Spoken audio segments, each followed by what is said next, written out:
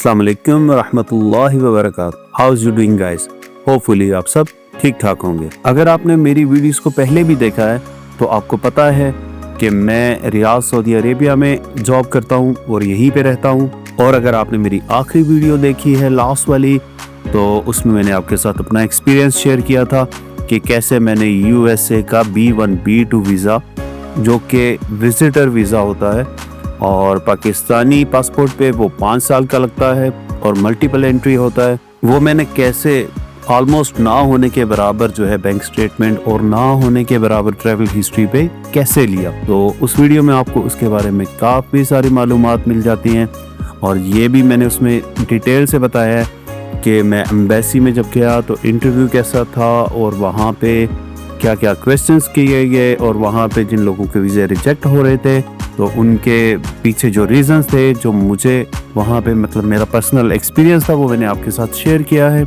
लेकिन अगर आपने वो वीडियो नहीं देखी तो मैं उसका लिंक जो है वो डिस्क्रिप्शन में डाल दूँगा। अगर आप यूएसए का वीज़ा अप्लाई करना चाहते हैं तो वो वीडियो आपके लिए बहुत हेल्पफुल हो सकती है, क्योंकि उसमें मैं कोई भी एग्जेजरेशन नहीं करता और मैंने बिल्कुल एज इट इज़ अपना एक्सपीरियंस जो है उसको अच्छे से एक्सप्लेन करने की कोशिश की है। तो अगर आप इंटरव्यू के लिए जा रहे हैं या वीज़ा अप्लाई करना चाह रहे हैं तो उस वीडियो को आप एक दफ़ा ज़रूर देखें, आपके बहुत काम आएगी। अच्छा, मैंने वीज़ा जो है वो लिया है 15 जनवरी 2025 को और उसके ऑलमोस्ट 5 दिन के बाद चाचू ट्रम्प जो हैं वो इक़्तिदार में आए और काफ़ी सख्ती हो गई। और आज 3 मार्च 2025 और ये 3 रमज़ान भी है। अगर फ़्लाइट की बात करूं तो हम टर्किश एयरलाइन पे ट्रैवल कर रहे हैं। रियाद से इस्तांबुल ऑलमोस्ट 5 आवर्स की फ़्लाइट है, उसके बाद हमारा ट्रांजिट है और 3 घंटे का इस्तांबुल में हमारा स्टे है और उसके बाद हम टर्किश एयरलाइन से डायरेक्टली न्यूयॉर्क के लिए फ़्लाई करेंगे, जो कि अराउंड 10 आवर्स की जो है फ़्लाइट है। जैसा कि आपको पता है कि जब से चाचू ट्रम्प आए हैं तो वो डंडा हाथ में पकड़ के आगे खड़े हैं, तो काफ़ी सारे रूमर्स चल रहे हैं कि वो एंट्री में भी मुश्किल कर रहे हैं, विज़िट वीज़े पे भी। तो इस वीडियो में मेरी कोशिश रहेगी कि यहाँ पर इमिग्रेशन पे जो भी हमारे साथ प्रोसेस होता है वो आपको एक्सप्लेन किया जाए और बताया जाए, अपना एक्सपीरियंस शेयर करूँ और साथ में थोड़ा सा आपके साथ अपने जर्नी को भी शेयर करूँ, उसकी वीडियो भी शेयर करूँ। और इन द एंड जो है कि जब हम न्यूयॉर्क में पहुँचते हैं तो वहाँ पे जो है इमिग्रेशन वालों के साथ हमारी क्या बातचीत होती है। सुनने में आ रहा है कि इन दिनों में बहुत सख्ती है, तो वो बहुत ज़्यादा स्ट्रिक्ट किस्म के इमिग्रेशन कर रहे हैं। चेक करते हैं क्या होता है। लेकिन इससे पहले मैं आपको 2-3 चीज़ें बताना चाहता हूँ। मेरा ऑलमोस्ट 14 दिन का जो है वो राउंड ट्रिप है और मैंने इस पर अच्छे से वर्किंग की हुई है और मैंने इसका एक पूरा ट्रैवल प्लान बनाया हुआ है। और फ्लाई करने से पहले मैंने न्यूयॉर्क में एक होटल बुक किया है, उसमें मैंने 3 दिन का स्टे रखा हुआ है जो कि सेंट्रल पार्क वगैरह के करीब है और वहाँ पे 2-3 दिन का मेरा घूमने का प्लान है। उसके बाद मैंने नाइग्रा फॉल जाने का प्लान बनाया हुआ है और उसके लिए मैंने बस की टिकट जो है वो बुक की हुई है, सीट भी उस पर बुक की हुई है, जो कि वहाँ से 10 घंटे की ड्राइव है। तो बस की टिकट मेरी बुक है, ऑलरेडी पेड है। उसके बाद वहाँ पे मेरा 2 दिन रुकने का प्लान है, वहाँ पे होटल मेरा ऑलरेडी पेड बुक है और फिर 2 दिन बाद की मेरी वापसी की टिकट जो है न्यूयॉर्क के लिए बस की, वो भी ऑलरेडी बुकड है। तो अब यूँ समझ लें कि 5 दिन की मेरी जो है होटल बुकिंग, कंफर्म बुकिंग जो कि पेड है, वो मेरी रेडी है। और प्लान ये है कि इसके बाद अगर वो पूछते हैं कि भाई आपने रुकने का प्लान 14 दिन का बनाया और आप 5 दिन की बुकिंग करके लेके जा रहे हैं, तो मैं उनको कह सकता हूँ कि भाई मेरे पास पैसे हैं। तो मेरे पास ऑलमोस्ट जो है वो $5,000 है, प्लस मेरे पास कार्स वगैरह है। तो मैं इजीली उनको एक्सप्लेन कर सकता हूँ कि भाई मैं होटल में रुकूंगा और मैं चेक करूँगा, अगर ये होटल मुझे पसंद आया तो फिर मैं इसको ही एक्सटेंड कर लूँगा, अदरवाइज़ मेरे पास ऑप्शन रहेगा तो मैं होटल को चेंज कर लूँगा। खैर, वीडियो शुरू करने से पहले अगर आपने अभी तक इस चैनल को सब्सक्राइब नहीं किया तो काइंडली जल्दी से चैनल को सब्सक्राइब कर लें और बेल आइकन को प्रेस कर दें। वीडियो को लाइक और शेयर ज़रूर किया करें और अगर कमेंट में कोई बात ऐसी हो जो आप पूछना चाहें या कोई सजेशन देना चाहें तो वो आप कमेंट बॉक्स में कर सकते हैं। तो शुरू करते हैं आज की वीडियो, लेट्स गेट स्टार्टेड। तो सबसे पहले जो है वो मैं रियाद एयरपोर्ट पे जब पहुंचा तो वहाँ पे मैं बहुत अर्ली पहुँच गया था, तो इसलिए ज़्यादा लोग नहीं थे। तो इमिग्रेशन जो है वो जल्दी से हो गई, और इमिग्रेशन पे उन्होंने मुझसे कुछ भी नहीं पूछा, कुछ भी नहीं पूछा। और ये बहुत सारे बंदों के माइंड में होता है कि आप ट्रैवल कर रहे हैं तो वो आपसे पूछेंगे भाई क्यों जा रहे हो, तो ये तो वो जितने भी रूमर्स थे मैंने सुने हुए थे। खैर मुझसे कुछ भी नहीं पूछा, एक भी सवाल नहीं हुआ, और उन्होंने जो है एग्ज़िट की स्टैंप वो कर दी है। और अब हम आगे जो है हॉल की तरफ आ गए। लेकिन जी इस वक्त हम मौजूद हैं रियाज एयरपोर्ट पे, एंड अभी फ़्लाइट जो है उसको फ्लाई करने में तकरीबन 2 घंटे का टाइम है। सो आई एम वेटिंग। अभी वेटिंग एरिया में यहाँ पे कॉफ़ी वगैरह पिए, एंड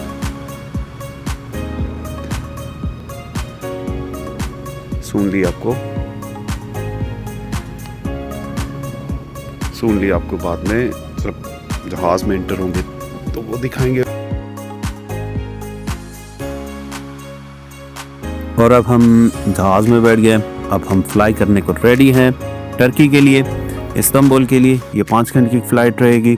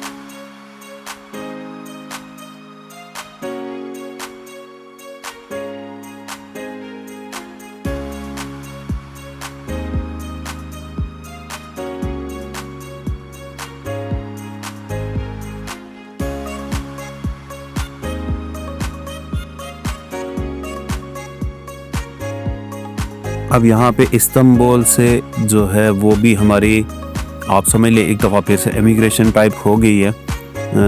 इन्होंने एग्ज़िट वगैरह तो कुछ नहीं लगाया, लेकिन बहुत अच्छे से इन्होंने सारी चीज़ों को चेक किया है, बैग वगैरह उसको भी चेक किया है, और काफ़ी कुछ पूछ रहे थे कि आप विज़िट पे जा रहे हैं, वीज़ा कहाँ से लिया एक्सेट्रा, और मैंने उनको सब कुछ बताया। टिकट मेरी रिटर्न बुक थी, सो डजंट रियली मैटर।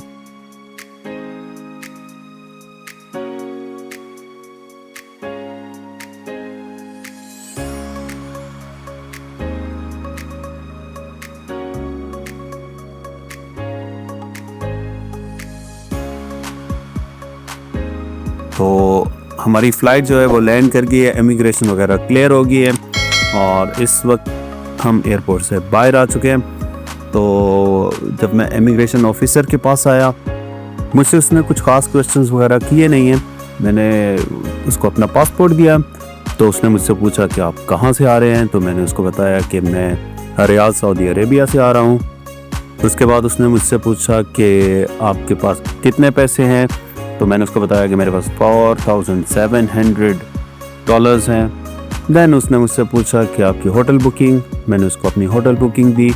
उसके बाद उसने मुझसे पूछा कि तुम्हारे पास सिगरेट वगैरह तो नहीं है, तो मैंने उसको बताया कि नहीं, मेरे पास सिगरेट वगैरह नहीं है। तो उसने इसी दौरान जो है वो पासपोर्ट पे स्टैम्प की, और मुझे उसने बोला वेलकम टू USA। वैसे मैं इतनी इजी इमिग्रेशन जो है वो एक्सपेक्ट नहीं कर रहा था। मैं वेल प्रिपेयर्ड था सारी बातों के लिए, क्वेश्चंस आंसर्स के लिए। अच्छा, यहाँ पे ना एक और मुझे इंजीनियर हैं, वो भी पाकिस्तानी हैं, वो मिले हैं। तो वो मुझसे कह रहे थे कि यार तुम्हारी इमिग्रेशन भी सख्त हुई है। तो मैंने कहा नहीं। वो कहता यार हालांकि मेरे पास पैसे भी थे, सब कुछ था, लेकिन ये मुझे वो उधर रूम में लेके गए हैं और पूरा घंटा जो है मेरी इंटरोगेशन की है इन्होंने, और बड़ी मुश्किल से इन्होंने मुझे एंट्री दी है। अब आई रियली डोंट नो कि उनका रीज़न क्या था, बट जैसा कि मैंने आपको बताया, आपने होटल बुकिंग जो है, आपने पैसे थोड़े बहुत जो है वो बचाने नहीं हैं, तो आपने पैसे लगाने हैं थोड़े बहुत। आपने जो है वो ट्रैवल से पहले प्रीपेड होटल बुकिंग अपने पास रखनी है।